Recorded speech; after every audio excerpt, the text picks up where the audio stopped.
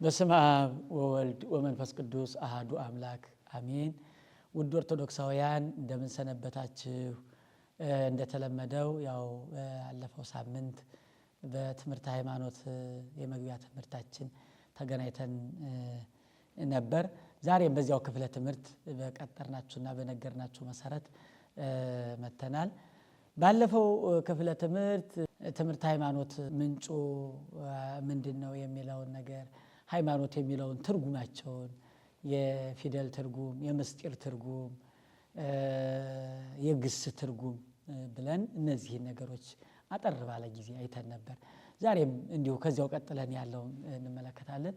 እንግዲህ እንደ ግስ ትርጉሙ፣ እንደ ቋንቋ ትርጉሙ፣ እንደ ምስጢራዊ ትርጉሙ እንዲህ ከሆነ እንደ ሃይማኖት ምንድነው ወደሚለው ነው ዛሬ የምንቀጥለው። አምላካችን እግዚአብሔር ማስተዋሉን ጥበቡን ያድለን።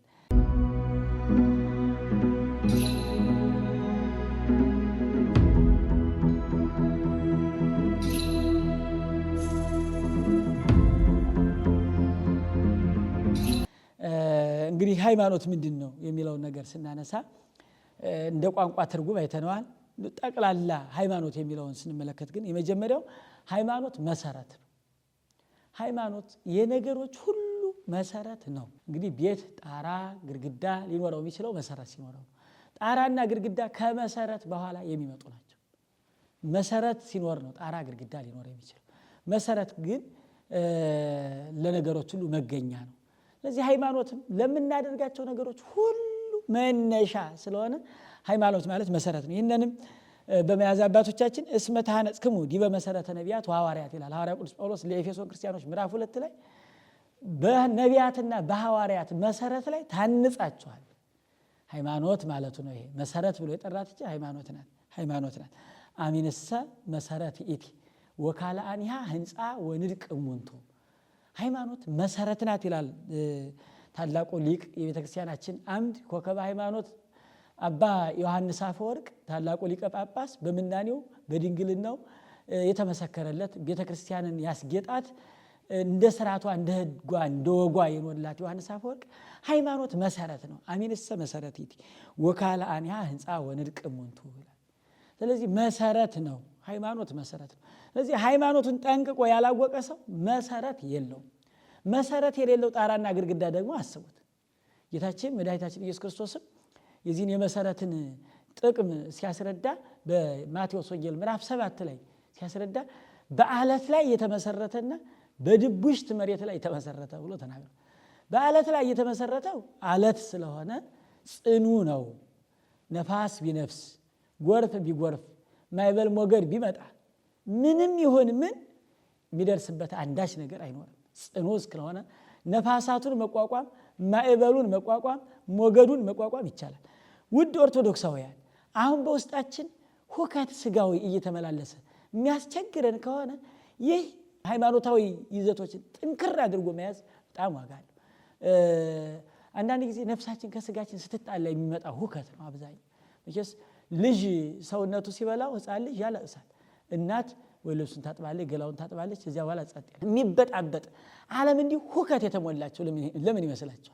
መሰረት የሆነውን ሃይማኖታዊ ጉዳይ በቃ ስለተናጋባት እውነተኛውን ነገር ስላልያዘች ዓለም እስበርሷ በመገዳደል አንዱ አንዱን በመግደል ስልጣኑን ማራዘብ፣ አንዱ አንዱን በማሳደድ የሚኖር አንዱ አንዱን እንዲህ በማድረግ የሚያገኝ የሚለወጥ ይመስለዋል።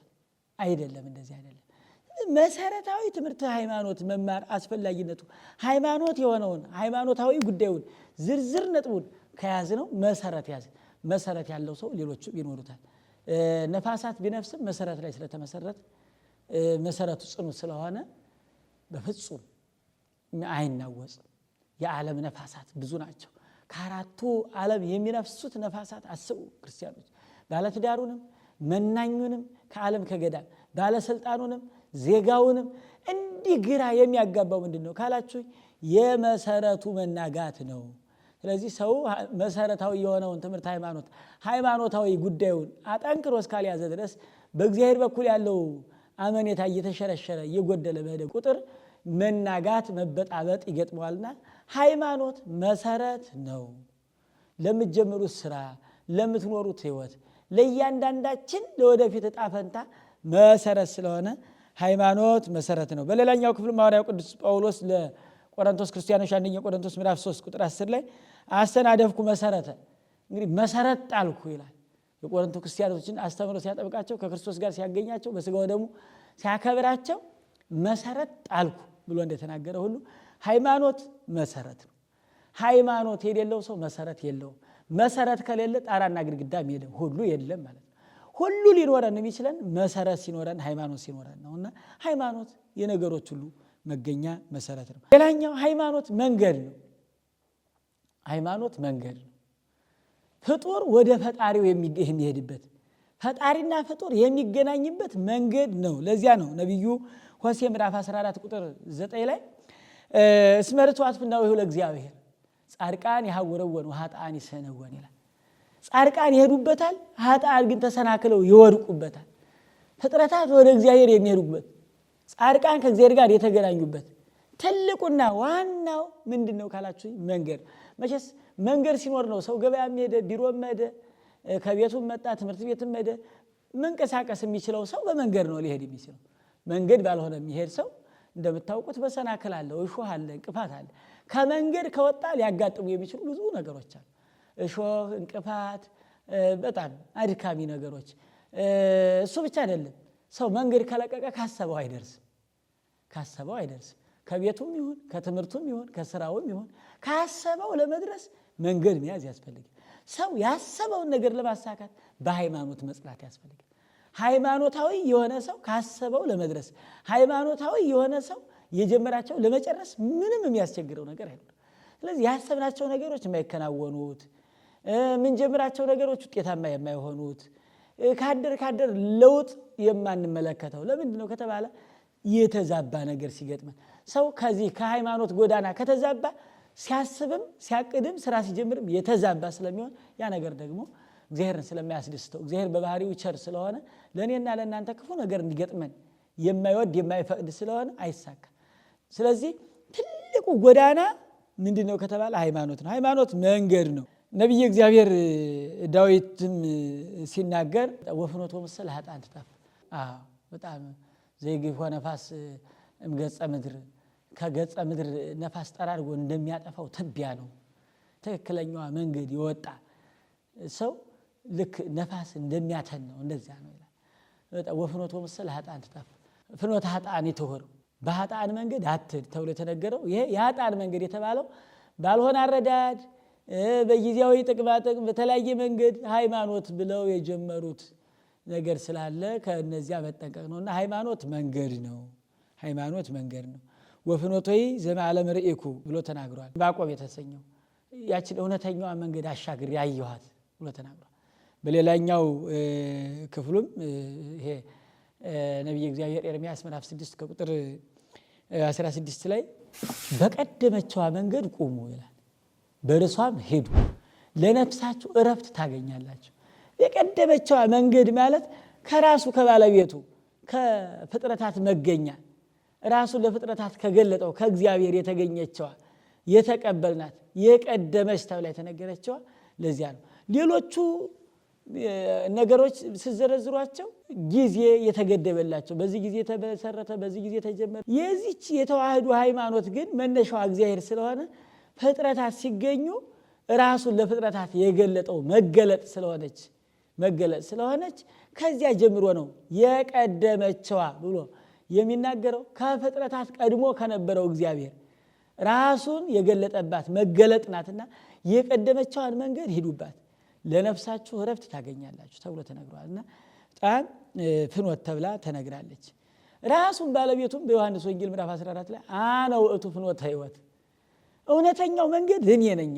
ቀድሞ በነቢያት እያናገረ እየመከረ ከመጣ በኋላ ያን ነቢያት የተናገሩትን እውነት ሲመሰክር ራሱ ሲናገር እውነተኛ መንገድ እኔ ነኝ፣ እውነተኛው መንገድ እኔ፣ በእኔ የሚሄድ እርሱ መግቢያ ያገኛል ተብሎ እንደተነገረው መልካም ነው። ስለዚህ አባቶቻችን ደጋግመው ወዘይቆመ ውስተ ፍኖተ ኃጥአን ወዘይነበረ ውስተ መንበረ መስተሳለቃን ዘዳእሙ ሕገ እግዚአብሔር ስምረቱ፣ በውኑ ፈቃዱ ውዱ እግዚአብሔር የሆነለት በኃጥአን መንገድ በኃጥአን ጎዳና በኃጥአን አካሄድ የማይሄድ እርሱ ንዑድ ክቡር ነው። ብፁዕ ሲጼወረ በምክረ ረሲያን ኃጥአን ምክር ያልሄደ እርሱ ብፁዕ ነው ተብሎ እንደተነገረው። ስለዚህ ሃይማኖት ምንድነው ከተባለ መሰረት ነው። ሃይማኖት ምንድነው ካላችሁ መንገድ ነው። ፍጡር ወደ ፈጣሪው የሚሄድበት ወደ ዘላለማዊ እርስት ወደ መንግስተ ሰማያት የምንገባበት እሱ ስለሆነ በዚያ ልክ ነውና የኃጥአን መንገድ ትጠፋለች ተብሎ ተነግሯል። ጌታችን ራሱም አነ ውእቱ ፍኖተ ሕይወት ብሎ እንደነገረን በእውነተኛዋ ሃይማኖት መጽናት ያስፈልጋል። ሌላኛው በር ነው።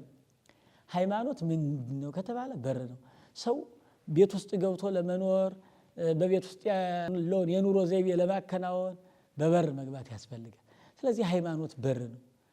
በእግዚአብሔር በኩል የሚገኙ ጸጋ ሀብታት ምስጢራትን ለማግኘት በር ነው ሃይማኖት። በበር ያልገባ ሌባ ነው ብሏል በዮሐንስ ወንጌል ምዕራፍ 10 ላይ በበር ያልገባ ሌባ ነው። ቅዱስ ያሬድም ቦኡ ሰማዕት ጸባብ አንቀጸ ቦኡ ሰማዕት ጸባብ አንቀጸ በስመ ሥላሴ ረከቡ ገጽ ብሎ ተናግሯል።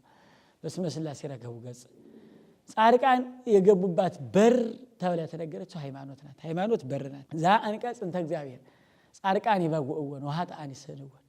ያቺ ደጅ የእግዚአብሔር ደጅ ጻድቃን የገቡባት ኃጥአን ወደ ኋላ ያሉባት በር። መቼስ ሰው ሲባክን ሲደክም ከዋለ በኋላ ወደ ቤት ገብቶ ማረፍ በቤት ገብቶ መቼስ በገበሬው በዱር በእርሻ ነጋዴው በንግድ ባለቢሮ በቢሮ ሲሰራ ከዋለ በኋላ የዚያ ሁሉ የሥራ ውጤት ተደምሮ ምንድነው ከተባለ በቤት ደስተኛ ኑሮ ይዞ ለመኖር ሌላ አይደለም። ስለዚህ ወደ ቤት ለመግባት ደግሞ ትልቁ በር ነው። የሁላችን የመኖር ዋና ዓላማ በመንግስተ ሰማያት በፍጹም ደስታ መኖር፣ ስሙን ቀድሰን ክብሩን ወርሰን እንድኖር አይደል የተፈጠረን። የተፈጠርንበት ዋና ዓላማ እሱ ስለሆነ ስሙን ቀድሰን ክብሩን ወርሰን ለመኖር። ከዚህ አንፃር እያንዳንዱ ሰው በዚህ ምድር መነኩሴው መንኖ በበረሃ ወርቆ ባህር ላይ ቁሞ ኮስኮ ቆርጥሞ የአሮጌ ለብሶ ድንጋይ ተንተርሶ በመከራ ውስጥ የሚኖረው በመንግስተ ሰማያት ለመኖር፣ በዓለም የሚኖረው ማህበረሰብ ሁሉም እንደያቅሙ የሚጸልየው የሚጾመው የሚሰግደው ይህን ሁሉ የሚያደርገው ለምንድን ነው ከተባለ በመንግስተ ሰማያት ከብሮ ከእግዚአብሔር ጋር ለመኖር።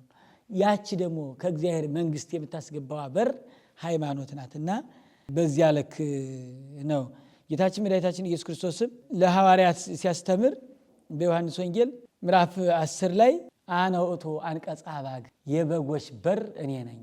ስለዚህ በፊት እንደነገርኳችሁ ነቢያት አባቶቻችን እየተናገሩት መጥተው ነበር። መንገድ በር እያሉ እየተናገሩት መጥተው ነበር። በኋላ እርሱ ሰው ከሆነ በኋላ እውነተኛው በር እኔ ነኝ። ዘይዋ አንተ አንቀጽ ሰራቂ ወጉህልያ በበር የማይገባ በመስኮት የሚገባ እርሱ ሌባ ነው። ሌባ ነው። በጎችም አያውቁትም በመስኮት የሚገባው። በበር የሚገባው ግን እርሱም ድምፁን ሰምተው ያውቁታል። እሱም በየስማቸው ይጠራቸዋል፣ እነሱም በድምፁ ያውቁታል። ልክ በድምፁ የምናውቀው ንግበር ሰባ ባሪያነ አዳም ኮነ ከማሃዱ ምንየነ ኑ ሀቤ ቡሩካኑ ላዌ ብሎ በአባቶቻችን በኩል የተናገረውን የአባቶቻችንን ጆሮ አድርገን የተናገረውን ስንሰማ የእግዚአብሔርን ድምፅ የምናውቅ የአምላካችን የእግዚአብሔርን ድምፅ የምናውቅ እርሱም በየስማችን ማይምረ ህቡዓት ገና ሳንፈጠር የምናስበውን እና የምናደርገውን ነገር የባህሪ ገንዘቡ ስለሆነ እውቀት ሁሉን የሚያውቅ ሳልፈጥርህ አወቅሁ ተብሎ እንደተነገረው በትንቢተ ኤርምያስ። ስለዚህ ሃይማኖት ማለት በር ነው፣ በር ተብሎ ተነግሯል።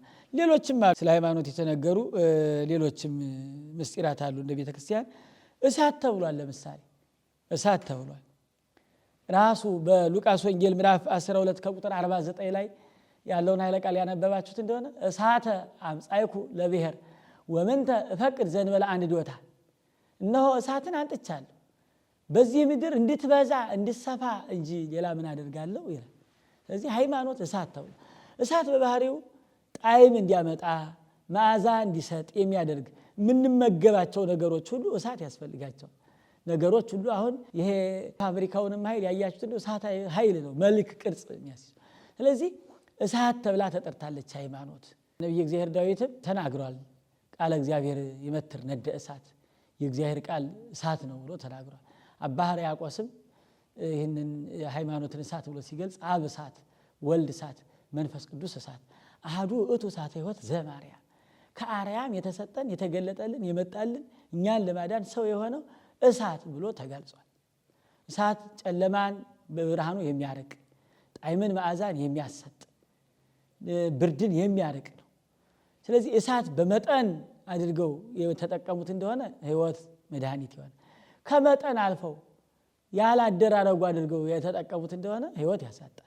ሃይማኖትም እንደተገለጠው እንደመጠኑ እንደተሰጠን አባቶቻችን በተረዱበት አባቶቻችን ባስተማሩት አባቶቻችን በኖሩት ልክ ያደረግነው እንደሆነ ሕይወት መድኃኒት ይሆናል።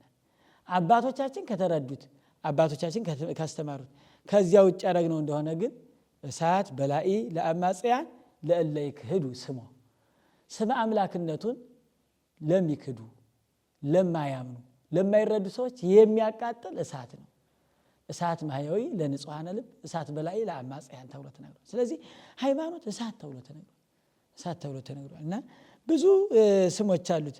እንግዲህ ሃይማኖት ምንድን ነው ካል መሰረት ነው፣ መንገድ ነው፣ እሳት ነው፣ ጥበብ ነው ተብሎ ይገለጻል። በምሳሌ መጽሐፈ ምሳሌ ምዕራፍ 9 ላይ ጥበብ ሐነጸት ቤተ ወአቀመት ላቲ ሰባተ አዕማደ ጥበብ ቤቷን ሰራች 7 ምሰሶችንም አቆመች ተብላ የተነገረች 7ቱ ምስጢራት የሚከናወኑት ምስጢረ ጥምቀት፣ ምስጢረ ቁርባን፣ ምስጢረ ሜሮን፣ ምስጢረ ተክሊል፣ ምስጢረ ንስሐ፣ ምስጢረ ተክሊል፣ ቀንዲል፣ ክህነት የመሳሰሉት ነገሮች 7ቱ ምስጢራት የሚከናወኑባት ጥበብ ቤቷን ሰራች ተብላ ተነግራለችና ሃይማኖት ጥበብ ተብሎ ይገለጻል። ታዲያ እንዲህ ከሆነ ሃይማኖት ያስፈልጋልን የሚለውን ነገር ብናይ መልካም። ሃይማኖት ለምን ያስፈልጋል? መንገድ ነው ብለናል፣ መሰረት ነው ብለናል፣ ጥበብ ነው ብለናል፣ እሳት ነው ብለናል። ሌሎችም ዝርዝር በርካታ ነገሮች አሉ። ነገር ግን ሃይማኖት ታዲያ ለምን ያስፈልጋል የሚለውን ነገር ስናይ አንደኛ የማናውቀውንና የማናየውን ለማየትና ለማወቅ ሃይማኖት ያስፈልጋል። የማይታይ የማይዳሰስ እግዚአብሔርን አምላኬ፣ ፈጣሪዬ፣ መድኃኒቴ፣ ረዳቴ ብሎ ለመጥራትና በረድኤቱ ለመዳን በመግቦቱ ተጠብቆ ለመኖር ሃይማኖት ያስፈልጋል። ከእግዚአብሔር ጋር ለመኖር ሃይማኖት ያስፈልጋል። ሃይማኖት የሌለው ሰው ከእግዚአብሔር ጋር አይኖርም። ምን ነው ይሄ በእግዚአብሔር የማያምነው ሰው ሁሉ እየኖረ አይደል መኖር? ይሄ ከሆነ ልትሉት ትችላላችሁ። ከእግዚአብሔር ጋር መኖርና በምድር መኖር ይለያያል። ከእግዚአብሔር ጋር መኖር የእግዚአብሔር የሆነውን ሁሉ ገንዘብ አድርጎ መኖር። ስለዚህ ከእግዚአብሔር ጋር ለመኖር በጣም ከዚህ በላይ ትልቅ አስፈላጊ ነገር የለም። ከእግዚአብሔር ጋር ለመኖር ልጅ ከእናቱ ጋር ከአባቱ ጋር ሲኖር፣ ደቀ መዝሙር ከመምህሩ ጋር ሲኖር፣ እንደው የሚዋደድ ህብረት ያለው ሰው በአንድ ሲኖር ጥቅሙን አስቡት። ይልቁንም ከእግዚአብሔር ጋር መኖርማ ምን ያክል ሰፊ ጥቅም እንዳለው ከእግዚአብሔር ጋር መኖር። እርሱም ሲናገር ዘበላ ሥጋየ ወሰትየ ደሜ አነ እሄሉ ምስሌሁ ወውእቱ ይሄሉ ምስሌየ፣ እርሱ ከኔ ጋር ይኖራል እኔም ከእርሱ ጋር እኖራለሁ ብሎ ነው የተናገረ። ስለዚህ ከእግዚአብሔር ጋር መኖር የእግዚአብሔር የሆነው ሁሉ ማድረግ ነውና ከእግዚአብሔር ጋር ለመኖር ሃይማኖት ያስፈልጋል። ሌላኛው የእግዚአብሔር ልጅ ለመሆን ሃይማኖት ያስፈልጋል። የእግዚአብሔር ልጅ ለመሆን ዘመድ አይደለም እምላችሁ፣ የእግዚአብሔር ልጅ እኛ አባታችን ብለን ምንጠራው እርሱም ልጆች ብሎ እንደሚጠራን ንከሰ ይብለክሙ አግብርቴ አላ ይርግ። እንግዲህ ልጆች እንጂ ባሪያዎች አልላችሁ። እንግዲህ ልጆች ብያችኋለሁ። ስለዚህ እሱ ለወለዳቸው ሰማያዊ ስልጣን ሰጣቸው ተብሎ እንደተነገረው በዮሐንስ ወንጌል ለመረጣቸው፣ ላከበራቸው፣ ለወደዳቸው፣ ለወለዳቸው ለልጆቹ ስልጣን ሰጣቸው እንደተባለ የእግዚአብሔር ልጅ ደግሞ የአባቱ ገንዘብ በጠቅላላ የእርሱ ገንዘብ ነው። ልጅ ነዋ። በቤት ውስጥ አይደለም የሚኖር፣ ቤቱ የእርሱ ነው፣ ንብረቱ የእርሱ ነው። አባቱ እስከሆነ ድረስ በቤት ውስጥ ያለው ንብረት ሁሉ የእርሱ ነው። ስለዚህ እግዚአብሔር አባታችን እስከሆነ ድረስ የእግዚአብሔር የሆነው ሁሉ የኛ ይሆናል ማለት ነው። የእግዚአብሔር የሆነው ሁሉ የኛ ይሆናል። ለዚያ ነው ልጅ መሆን የሚቻለው ሃይማኖትን ጠንቅቆ ሲይዝ ብቻ ነው። ከሃይማኖት ስርዓት የወጣ ግን ልጅ ሊባል ፈጽሞ አይችልም። የልጅነትን ስርዓት ማሟላት ያስፈልጋልና ልጅ ተብለን እንድንጠራ ልጅ እንድንሆን ሃይማኖት ያስፈልጋል። ሌላኛው ሃይማኖት ለምን ያስፈልጋል ከተባለ ለመዳን ያስፈልጋል። በማርቆስ ወንጌል ምዕራፍ 16 ከቁጥር 16 ላይ ያመነ የተጠመቀ እርሱ ይድናል። ድህነትም በዚህ ምድር ሳለን የሚገጥሙ ጊዜያዊ ችግሮች አሉ። እንደነ ኖህ በሰባ ትካት መጥቶ የነበረው የጥፋት ውሃ፣ እንደነ ሎጥ በሰዶምና በገሞራ የመጣ የእሳት፣ እንደ ግብፃውያን የውሃ የባህር ኤርትራ ስጥመት ሌሎችም በጊዜው የደረሰባቸው መከራዎች አሉ። ከነዚህ መዳን ሌላ ጉዳይ ነው። መዳን ሲባል ይሄ ነገረ ድህነት ተብሎ ሲነገር በሃይማኖት በኩል ይገኛል ብለን የምንናገረው ድህነት እነዚህ ጊዜያዊ ናቸው። ቢዳንም ባይዳንም ያን ያክል ጊዜያዊ ስለሆነ የመጀመሪያው የሚያምሰው ከነዚህ ሁሉ መከራ ይድናል፣ አድኗል እግዚአብሔር። እንደው ባያድነንም እንኳ አደል ያሉት 3 ደቂቅ ባያድነንም እንኳ ከዚህ ከጊዜያዊ እሳት ባያድነንም እንኳ ከሰማያዊው ከዘላለማዊው እሳት ስለሚያድናቸው ከዚያ እሳት ስለሚያድነን ብለው እንደተናገሩት ሁሉ መዳን ከተባለ ከገሃነመ እሳት መዳን፣ ከገሃነመ እሳት ከሲኦል ቅጣት መዳን የሚቻለው ሰው ደግሞ ሲያምን፣ ያለ እምነት መዳን አይቻልም። ያለ እምነት መዳን አይቻልም። እና እምነት ሃይማኖት አስፈላጊነቱ ምንድነው ከተባለ ለመዳን ያስፈልጋል፣ ከመከራ ለመዳን ያስፈልጋል። ዘላለማዊ ሕይወትን ለማግኘት ዮሐንስ ወንጌል ምዕራፍ 14 ቁጥር 2 ዮሐንስ ወንጌል ምዕራፍ 3 ቁጥር 29 ተጽፎ እንደምንመለከት ዘይተወልደ ዳግመ እማይ ወመንፈስ ቅዱስ ይክል ራእይ ያለ መንግስት እግዚአብሔር ከእግዚአብሔር ካልተወለደ በቀር የእግዚአብሔርን መንግስት የሚያት ፈጽሞ የለም ተብሎ እንደተነገረ የዘላለም ሕይወትን ለማግኘት አሁን ሰው በዚህ ምድር የሚለፋው የሚወጣው የሚወርደው ጊዜያዊውን ሕይወት በደስታ ለማሳለፍ አይደል፣ በቃ ስኬታማ ሆኖ ለመኖር ነው። ይልቁንም ሃይማኖት ሰማያዊውን ዘላለማዊውን መንፈሳዊውን ሕይወት ለመኖር አስፈላጊ ነገር ስለሆነ ሃይማኖት ለምን አስፈለገ ከተባለ ዘላለማዊ ሕይወት። በነገራችን ላይ አሁን ሲነገረን እንደው ጆሮአችን ዘወትር ከመስማቱ የተነሳ ቀላል ይመስለኝ። ዘላለም የሚለው በጊዜ የማይለካ የማይቆጠር እንዲህ ነው እንዲያ ነው ተብሎ አሁን በዚህ ምድር የወጣትነት የእርግና የሽምግልና ዘመን ብለን እናገርለታል። የለም በዚያኛው ዓለም እንዲህ አይደለም። ዘላለማዊ ማለት ፍጻሜ የሌለው ዘላለም ነውና እሱን ለማወቅ ሃይማኖት ያስፈልጋል። ትክክለኛውን መንገድ ለማወቅ በተስፋ ለመኖር ሃይማኖት ያስፈልጋል። በተስፋ ለመኖር ሃይማኖት ያስፈልጋል። እንግዲህ አባቶቻችንን የእያንዳንዳቸውን ሕይወት የተመለከትን እንደው በተስፋ ያሳለፉት ሕይወት ነው።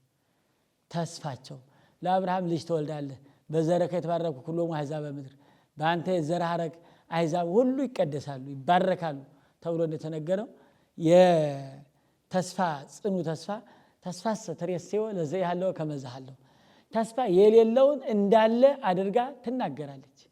የሌለውን እንዳለ አድርጋ ታሳያለች። ከዚህ የተነሳ ተስፋ ትልቁ ነገር ነው። ሃይማኖት ለምን ያስፈልጋል ከተባለ የተረጋጋ ሕይወት ለመኖር ሃይማኖት ያስፈልጋል። ሰው የተረጋጋ ሕይወት ሊኖር የሚችለው ሃይማኖት ሲኖረው። የቅዱሳንን ገድል ያየን እንደው የአባቶቻችን ሁለንተናዊ ኑሮ ያየን እንደሆነ በሃይማኖታቸው የተረጋጋ ሕይወት ሲኖሩ እንመለከታለን። በቃ ሃይማኖት ያለው ሰው ሁሉ አለው።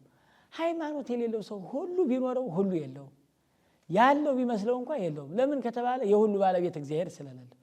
እግዚአብሔር በአእምሮ በልቡናው ያደረለት ሰው ልክ ሐዋርያው ቅዱስ ጳውሎስ ለቆሮንቶስ ክርስቲያኖች ክርስቶስ በእናንተ እስከሚሳል ድረስ ደክማለሁ ብሎ እንደተናገረው ሁሉ ምጥ ይዞኛል ብሎ እንደተናገረው ሁሉ ክርስቶስ በውስጡ ያደረለት የክርስቶስ ማደሪያ የሆነለት ሰው ክርስቶስ ማደሪያ ያደረገ ክርስቶስ በውስጡ ያደረበት እርሱ ሰው ሁሉ ይኖረዋል። ያን ይዘው ነው አባቶቻችን በቃ ዮሐንስ ሐጺር የተባለ ጻድቅ በጣም በትህትናው የታወቀ በተልእኮ ያገለገለ ጽኑ መናኝ ነው። ነገር ግን እያገለገለ አበው ምን አሉት? አይ እንግዲህ እስካሁን በጉልበት ወጥተህ ወርደህ ረድተናል፣ ካሁን በኋላ ባለው ጊዜ ቁጭ ብለህ በጸሎትህ እርዳን አሉት። በእውነቱ በጸሎትህ እርዳን የምንለው አባት እግዚአብሔር አያሳጣን። በጸሎትህ እርዳን እገዘን አሉት። እሺ ብሎ በዓት ሰርቶ ለመጸለይ አስቦ ዮሐንስ ሐጺር ጎጆ የሚሰራባትን መቆፈሪያ ይዞ ሊቆፍር ሲል እጅ ይታየዋል። ምንድነው ይሄ እጅ ብሎ ልፍ ብሎ ደግሞ አሁንም ሌላ ቦታ ሊቆፍር ሲል አሁንም እጅ ይታየዋል። ደግሞ እንዲህ እያለ ቦታውን ትቶት እልፍ ብሎ ሄደ። ከዚያ የመጨረሻ ወደ አበብኔቱ ተመለሰና በዓት ልሰራ ነበር፣ ጉንብስ ብዬ ስመለከት እጅ ይታየኛል፣ ምን ላደርግ አላቸው። የለም ይኸውልህ ዓለም ያለው ጠቅላላ ከእግዚአብሔር እጅ ላይ ነው፣ አንተም ዝም ብለህ ቆፍርና ስራ አሉት። በጣም ይገርማል። ከእግዚአብሔር ጋር መኖር እንዲህ ነው። ክርስቲያኖች በእግዚአብሔር እጅ እየኖረ የእግዚአብሔርን እጅ እስከማየት ደርሷል ዮሐንስ ሐጺር። ያን ሲነግረው ነው እንዴ ከእግዚአብሔር እጅ ላይ ከሆንኩ ምን ቤት መስራት አስፈልገኛል? እና ዝም ብሎ መኖር ሲጀምር ክረምት ዝናማት መባረቅት መጥተው ድምፅ ሲያሰሙ ቅዱስ ሚካኤልና ቅዱስ ገብርኤል መጥተው እኔ ነኝ የማለብሰው ክንፌን እኔ ነኝ የማለብሰው ክንፌን እያሉ ይገላገሉ ነበር ይላል። አያችሁ ሰው በሃይማኖት ሲኖር የቅዱስ ሚካኤልን ክንፍ ልብስ አድርጎ መኖር ይችላል። ሰው በሃይማኖት ሲጸና በትክክለኛው መንገድ ሲጓዝ ሃይማኖትን ሲጠብቅ ሃይማኖትን ሲያጸና በትክክለኛው መንገድ የሄዱት አባቶቻችን በተውፊት የሰጡን የተቀበልናት ሃይማኖት የቅዱስ ሚካኤልን ክንፍ ልብስ አድርገው ኑረዋል።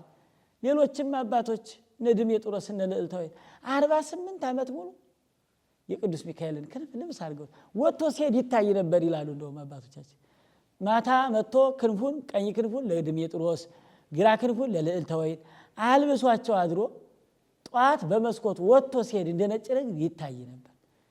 ስለዚህ በዚህ ልክ ነው ሃይማኖት ለምን ያስፈልጋል ከተባላችሁ እንደዚህ ነው። በትዳር እየኖሩ የቅዱስ ሚካኤልን ክንፍ ልብስ አድርገው እስከ መኖር ድረስ ደርሷልና በእውነቱ ገቢረ ተአምራት ወመንክራት ለማድረግ ሃይማኖት ያስፈልጋል። አባቶቻችን ባህር የከፈሉት በሃይማኖት ነው። ፀሐይን መልሰው ያቆሟት በሃይማኖት ነው። የተለያዩ በርካታ ነገሮችን ያደረጉት ሃይማኖት ሃይማኖት ከሚያስፈልጉን ብዙ ነገሮች የመጀመሪያው ሃይማኖት ነው። ሰው ሁሉ የሚያስፈልገውን ትቶ የማያስፈልገውን ይዞ ስለሚጓዝ ነው ውጤታማና ስኬታማ የማይሆን። ስለዚህ ውጤታማ ስኬታማ እንድትሆኑ በትዳራችሁ፣ በትምህርታችሁ፣ በቢሮአችሁ፣ በንግዳችሁ በተሰማራችሁበትን ሁሉ ውጤታማ ለመሆን ስለ ሃይማኖት መማርና ሃይማኖትን በአግባብ ማወቅ፣ ሃይማኖትን መኖር፣ ሃይማኖትን መረዳትና ማስረዳት አስፈላጊ ነገር ነው ኦርቶዶክሳውያን። ስለዚህ እንግዲህ እንደተመለከትናቸው ሃይማኖት መንገድ ነው ወደ እግዚአብሔር የምንደርስበት፣ ሃይማኖት በር ነው ወደ መንግስተ ሰማያት፣ ሃይማኖት እሳት ነው መዓዛ ጸጋ ህይወታችን መዓዛ ጸጋ የሚያመጣበት፣ ሃይማኖት ጥበብ ነው በጥበብ የምንመላለስበት። ስለዚህ ሃይማኖት ለምን ያስፈልጋል ስለሆነ ጥበብ ስለሆነ፣ ሃይማኖት ለምን ያስፈልጋል ከተባለ መንገድ ስለሆነ፣ ሃይማኖት ለምን ያስፈልጋል ከተባለ መሰረት ስለሆነ፣ መሰረትን መንገድን በርን የሚጠላ ነገር የለም። መንገድ የሌለው ጉዞ መዳረሻ የሌለው መልህቅ ነው የሚሆነው። ብርሃን መብራት የሌለው ጉዞ ጨለማ ነው የሚሆነው። መግቢያ በር የሌለው ድፍን ዝግ ነው የሚሆነው። ጥበብ የሌለው ህይወትም እንዲሁ ነውና ሃይማኖታችን አጽንተን በምግባር ቀንተን እንድንኖር አምላካችን እግዚአብሔር ይርዳል። እኔም ተናግሬያለሁ፣ ተናግሮ ከማጥፋት እናንተም ሰምታችኋል፣ ሰምቶ ከማጥፋት ይጠብቀን። በሚቀጥለው እስከምንገናኝ ድረስ መልካም ቆይታ